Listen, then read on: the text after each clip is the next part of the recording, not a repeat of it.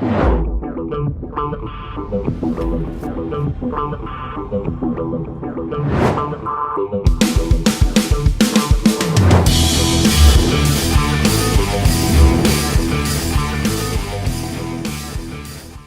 what's up, Fearless Networkers? Todd Falcone here. Welcome back to toddfalcone.com.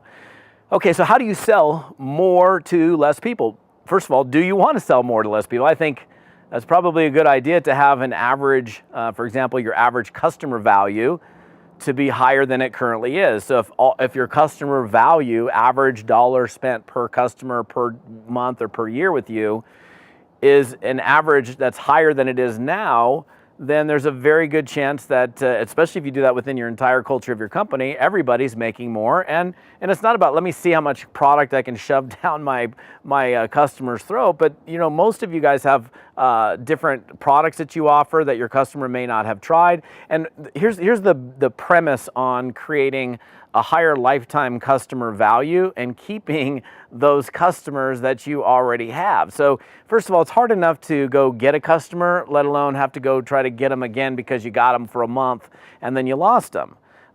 We spend all this time and we spend so much effort and energy to get a customer. We want to do everything that we can to make them raving fans, to keep those customers for life and get those people to send us even more business because of how they feel about the relationship that we have together. So you got to be thinking, number one is, if I want to sell more to less people, when I have a customer, I got to really think about the value that person potentially represents to me. And I've got to do everything in my power to make sure that I keep that person. So communication is key, staying on top of that person, making sure that they're having a good customer experience, making sure that they understand how to use your goods and services, that they're having the best possible experience that they can. Continuing to follow up after the sale is actually far more important than everything that leads up to the sale. So often people get to that point and they sell something like, whew, and they take this rest thing and like, oh my gosh, I finally got a customer.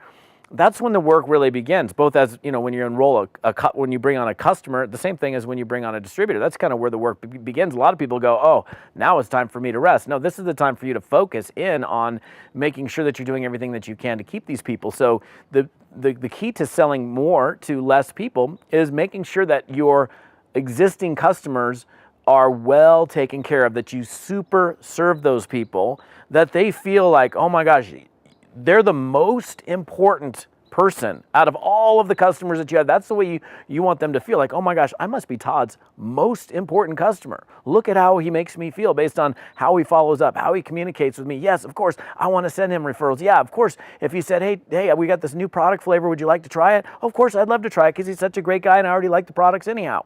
So post-sale communication is the key to creating longevity with your existing customers. They're more likely to buy more products from you.